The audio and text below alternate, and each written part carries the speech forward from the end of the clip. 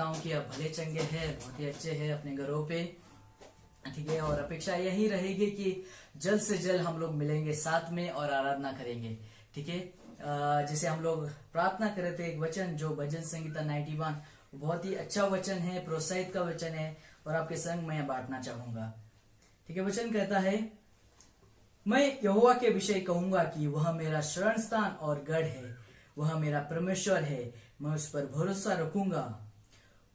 वह तो तुझे भेलियों के जाल से और महामारी से बचाएगा, वह तुझे अपने पंखों की आड़ में ले लेगा और तू उसके पैरों के नीचे शरण पाएगा। उसकी सच्चाई तेरे लिए ढाल और झिरम ठहरेगी। तू न रात के भय से डरेगा और न उस तीर से जो दिन को उड़ता है, न उस मर से जो अंधेरे में फैलती है और न उस महारोग से जो दिन दोपहर उजड़ता है। तेरे निकट 1000 और तेरे दाहिने और 10,000 गिरेंगे, परंतु वहां तेरे पास न आएगा। आमीन, ठीक है। वचन बहुत ही अच्छा है, प्रोत्साहित है। और मैं कहना चाहूंगा इस परिस्थिति में, जैसे कि बहुत ही बड़ा भवंडर मचा है इस पूरे दुनिया में, ठीक है, फिर भी परमेश्वर हमारे संग है, ठीक है। परिस्थिति अलग है, ठीक है, हमने पहले कभी देखी नहीं थी, अपने पूरे जीवन काल में ऐसी परिस्थिति आई है, लेकिन फिर भी इन भयंकर लहरों में परमेश्वर हमारे संग है। क्यों ना हम एक गाना गाएंगे, ठीक है। यह नया गाना है जो प्रस्तुत करता है परमेश्वर की भलाई को और दिखाता है कि किस तरह परमेश्वर हमारे संग है इस महामारी में।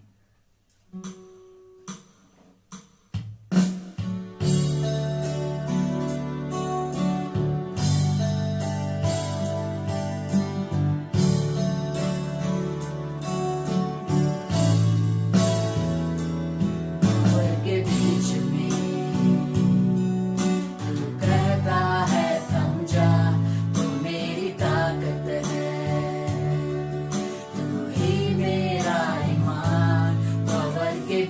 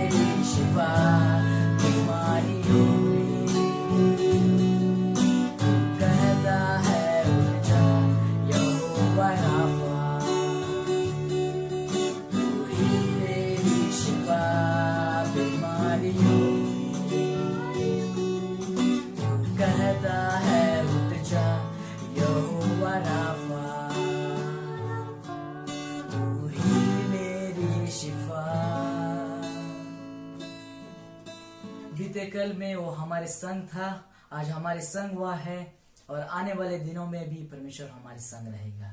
आमीन।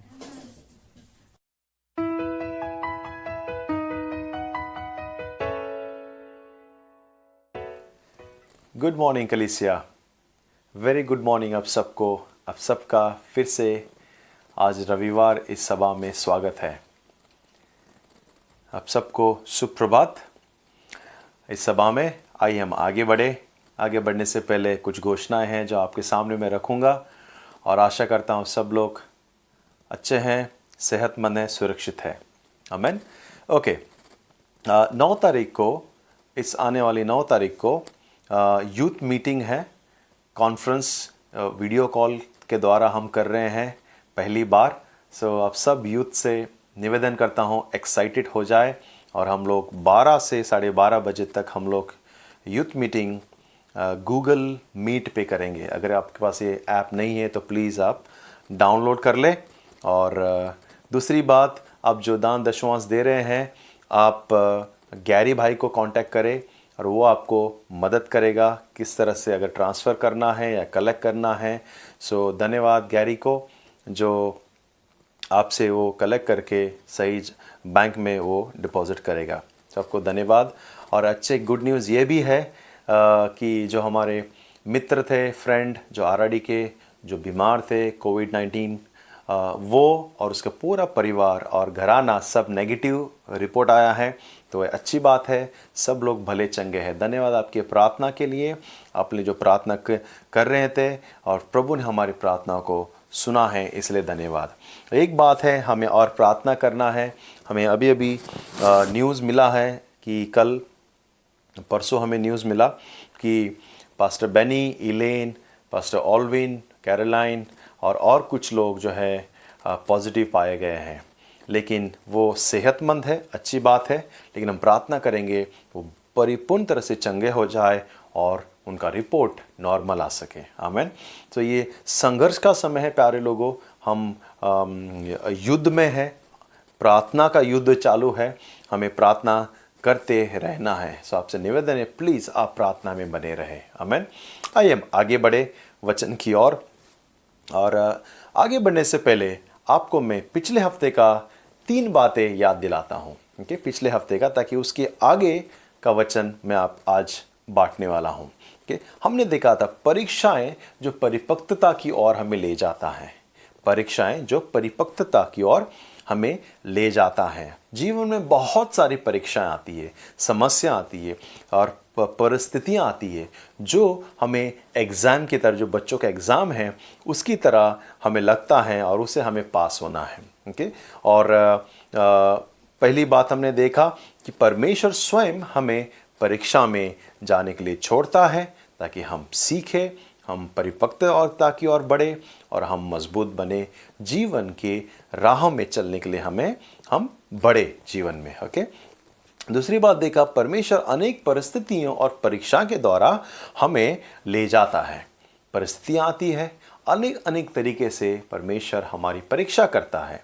और हमने देखा जैसे अय्यूब को कि किस तरह परमेश्वर देकर की परीक्षा की, उससे लेकर भी परीक्षा किया। बीमारी के द्वारा, समस्या के द्वारा, परिवार के द्वारा, या काम या पैसा, सोच, परमेश्वर अलग अलग तरीके से हमें छोड़ता है ताकि हम परीक्षा में आगे बढ़े और परीक्षा में हम पास हो, जीवन के जो लेसन्स है, जीवन को सीखे, हम वो सीख सके।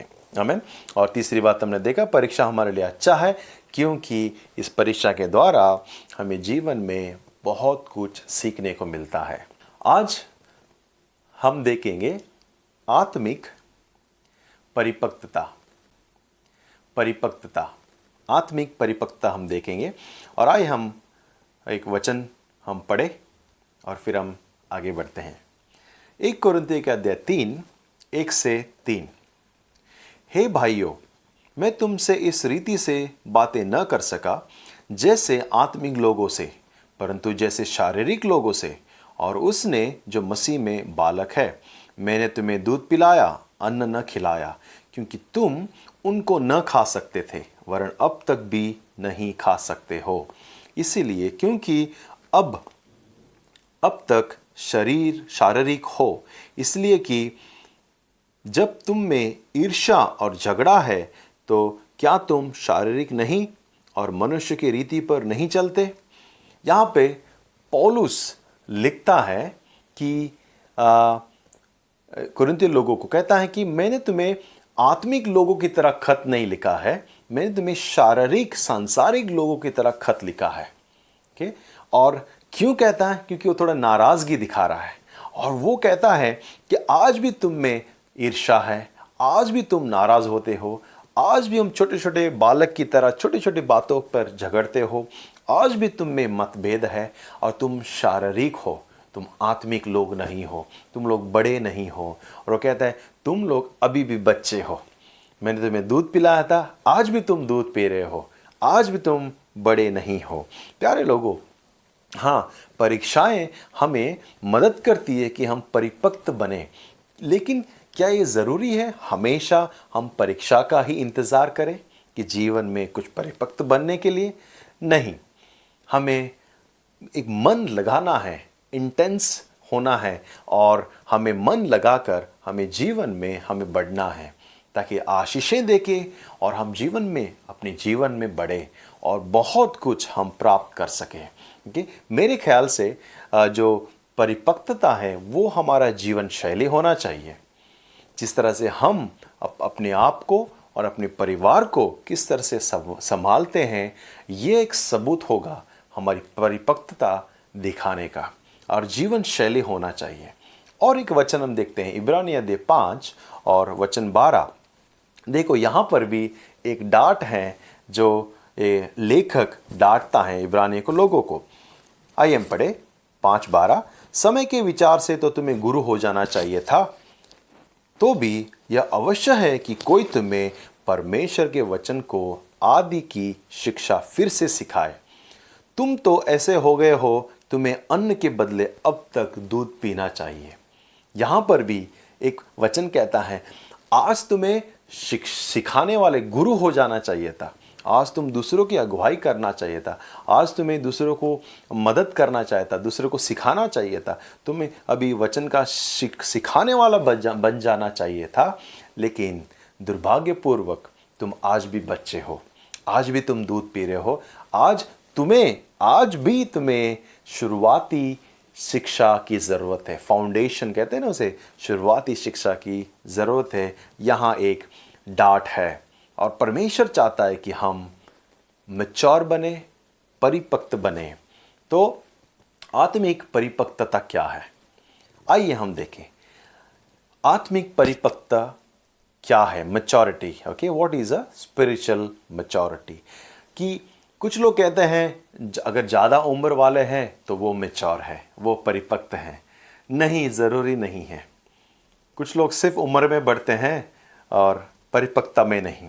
अगर कोई बोले कि दाढ़ी आने से लोग मैच्योर बन जाते हैं या शादी हो जाने से लोग परिपक्व बन जाते हैं, कुछ लोग बोलेंगे अगर अरे उम्र वाला है, बहुत सारे अचीवमेंट किया है, जीवन में कुछ प्राप्त किए हैं, बच्चे हो गए हैं, और कुछ लोग बोलेंगे अरे अच्छी नौकरी है, अच्छा कमाता है, अच्छे गाड़ी चलाता है, उसके पास धन दौलत है, ये सोच कर लोग बोलेंगे नहीं ये परिपक्व इंसान है। ज़रूरी नहीं है, ज़रूरी नहीं है। ओके, मेरे ख्याल से जैसे वचन कहता है परिपक्वता हमारे चरित्र में और हमारे रवैये में होता है।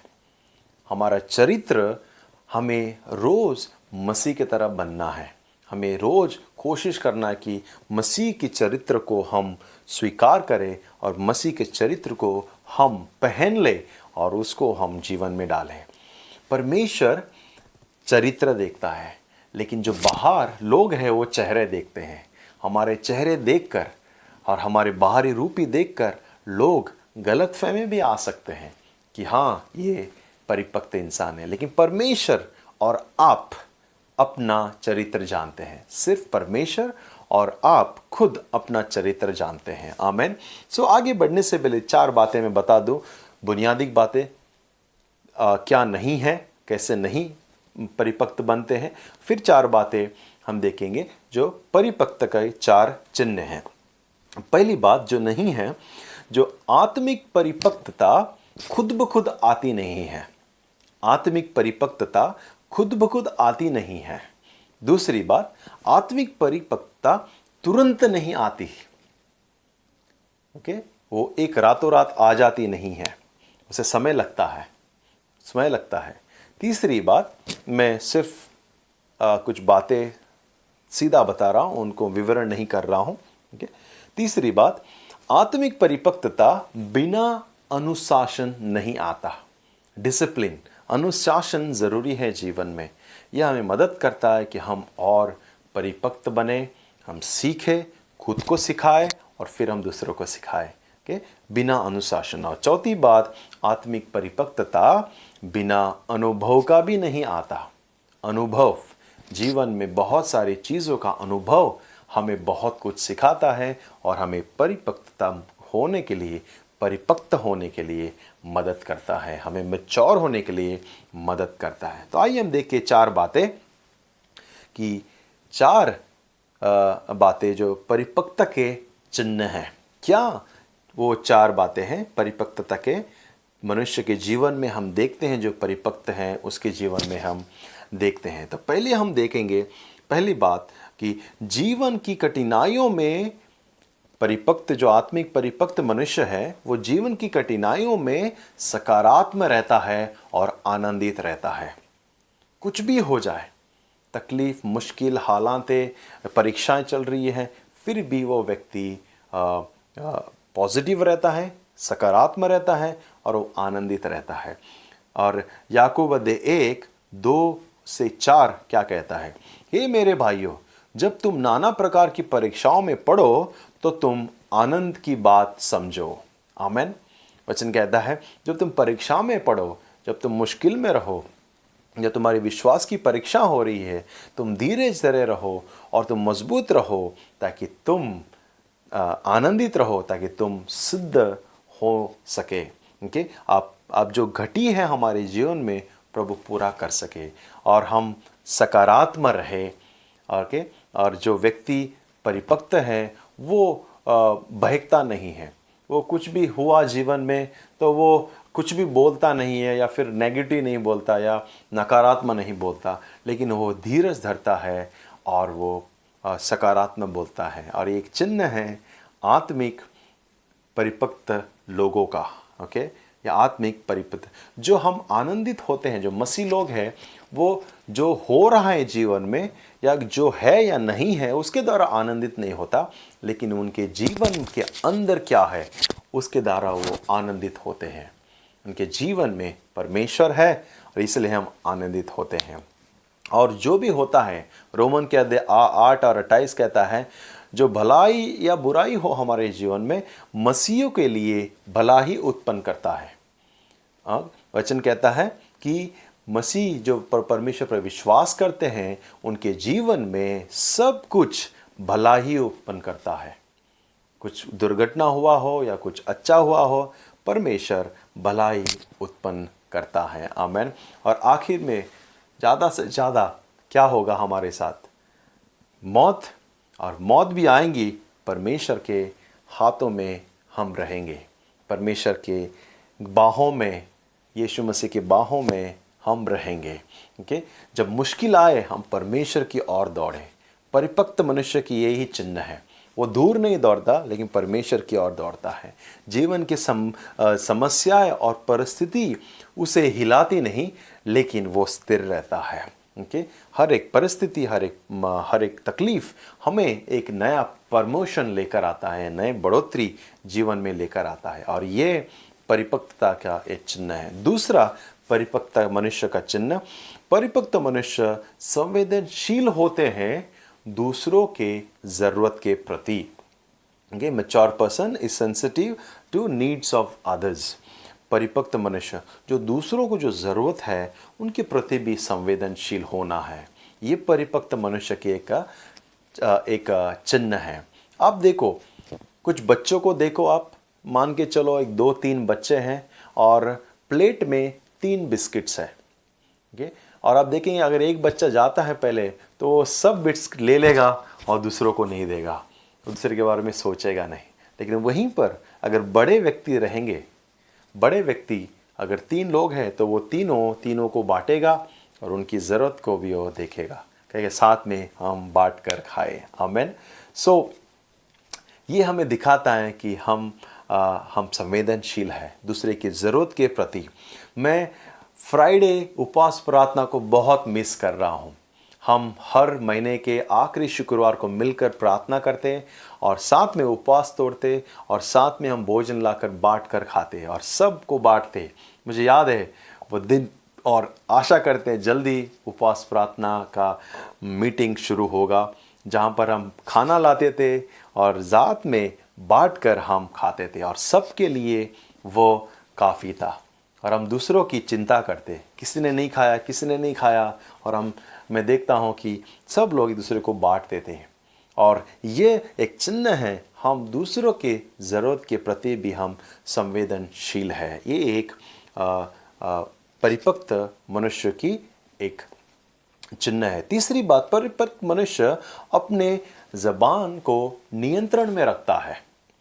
परिपक्व मनुष्य अपनी ज़बान को नियंत्रण में रखता है। नीति वचन 18 और 21 में कहता है हमारी ज़बान में सामर्थ्य अधिकार है, हम जीवन दे सकते हैं, हम मौत भी दे सकते हैं। और जो भी हम मुंह से निकलता है वो अंदर रहता है। यीशु ने कहा तुम कुछ खाने से तुम अशुद्ध नहीं बनते हो, लेकिन अंदर से जब कुछ निकालते हो बाहर, उससे मनुष्य अशुद्ध बनता है। और हमारे ज़बान से हम जो बोलते हैं वह दिखाता है अंदर क्या है। ये सिर्फ दिखने के लिए बाहर आता है, लेकिन असल में अंदर भरा हुआ वही बाहर आता है प्यारे लोगों। और परमेश्वर चरित्र को देखता है, चेहरे को ही नहीं। आमेन। और इसीलिए हमारे ज़बान को हम नियंत्रण में रखना है। हम गड़बड़ में और हड़बड़ में हमें कुछ भी नहीं बोलना है, क्योंकि हमारे ज़बान में सामर्थ्य, हमें श्राप नहीं आशीष देना है, हमें बुराई नहीं लेकिन भलाई करना है। आमीन। और हमें कुड़कुड़ाना है नहीं, लेकिन हमें परमेश्वर की महिमा करना है, हम धन्यवाद देना है। इसलिए हम सही इसका उपयोग करें। और चौथी बात, परिपक्व मनुष्य प्रार्थनाशील होता है। परिपक्व मनुष्य हमेशा प्रार्थना में बना रखता है, प्रार्थना में विश्वास करता है, प्रार्थना में लवलीन रहता है। और यीशु ने भी अपने चेलों को कहा आओ हम प्रार्थना करें। और वो सुबह प्रार्थना करता है, शाम को जाके प्रार्थना करता, रात भर प्रार्थना करता। और यीशु अपने चेलों को भी सिखाता इस तरह से प्रार्थना करो। और देखो वचन क्या कहता है, याकूब के अध्याय 5 और 13 में हम देखेंगे। याकूब के अध्याय 5 और वचन 13, यदि तुम में कोई दुखी है तो वह प्रार्थना करे, यदि आनंदित है तो वह स्तुति भजन गाए। हालेलुया। वचन कहता है अगर तुम में कोई दुखी है प्रार्थना करो, और कोई आनंदित है ओ स्तुति गान महिमा करो, उसकी स्तुति करो। आमेन। और उसी अध्याय में 16 हम देखेंगे, इसलिए तुम आपस में एक दूसरे के सामने अपने अपने पापों को मान लो और एक दूसरे के लिए प्रार्थना किया करो, जिससे चंगे हो जाओ। धर्मी जन की प्रार्थना प्रभाव से धर्मी जन की प्रार्थना के प्रभाव से बहुत कुछ हो सकता है। वचन कहता है कि अपने पापों को अंगीकार कर लो। जब आप अंगीकार करते हैं और एक दूसरे को मानते हैं, परमेश्वर हमारी प्रार्थना को सुनता है। और वचन कहता है धर्मी जन की प्रार्थना का बहुत प्रभावित है। जो धर्मी जन प्रार्थना करते हैं, जो परमेश्वर के लोग प्रार्थना करते हैं, वो बहुत ही प्रभावशाली है। सो आपसे निवेदन है कि हम परिपक्वता की ओर बढ़े, हम और समझदार बने, हम आत्मा में आगे बढ़े। और ये कम से कम आज की जो 4 चीज़ें हैं, हम ये 4 चीज़ें हम जीवन में करें। अगर आप में से कोई 4 चीज़ ऑलरेडी कर रहा है, बहुत अच्छी बात है, वेल डन, प्रभु की स्तुति हो। लेकिन आप में से कोई है इन 4 चीज़ को अब तक नहीं, कुछ चीज़ों को नहीं कर पा रहे हैं, प्रार्थना करो, परमेश्वर बल देगा, परमेश्वर पवित्र आत्मा देगा हमें, ताकि हम भी आत्मिक परिपक्वता की ओर बढ़े, परमेश्वर को महिमा लाए, परमेश्वर को हम खुश करें। आमीन। सो प्रभु आपको सबको आशीष करे। मैं प्रार्थना करके इस सभा को हम समाप्त करेंगे। आमीन। आओ हम प्रार्थना करें। पर प्रभु परमेश्वर, इस सुबह हम धन्यवाद देते हैं। धन्यवाद प्रभु इस वचन के लिए। धन्यवाद, आप चाहते हैं कि हम जीवन में आगे बढ़े। हम सिर्फ आत्मिक दूध पीने वाले नहीं, लेकिन हम अन्न खाकर बढ़ने वाले मनुष्य बने। मदद कर प्रभु, इस वचन के द्वारा प्रभु हमें ज्ञान बुद्धि समझ दे। पवित्र आत्मा हमें अगुवाई कर और हमें और आपके राज्य में आगे बढ़ा। जीवन में हमें एक परिपक्व मनुष्य बनने हमें आगे बढ़ा परमेश्वर। हमें जो सुनने वाले हैं उनको भी आशीष कर, जो देख रहे हैं उन्हें आशीष कर प्रभु। हमारे पूरे मंडली को आपके आशीष से भर दे। धन्यवाद परमेश्वर। Thank you Lord. धन्यवाद आज के दिन के लिए। यीशु मसीह के नाम से हम प्रार्थना करते हैं। सब कहे amen amen. God bless you. आप सबको परमेश्वर बहुत बहुत आशीषित करे, सुरक्षित रखे। आप सुरक्षित रहना, सतर्क रहना, संभाल के रहना और आप पूरे आपके और आपके परिवार के और आपके प्रियजनों की कृपा करके एक दूसरे का ख्याल रखो। बहुत ही अच्छा आपका हफ्ता रहे। God bless you.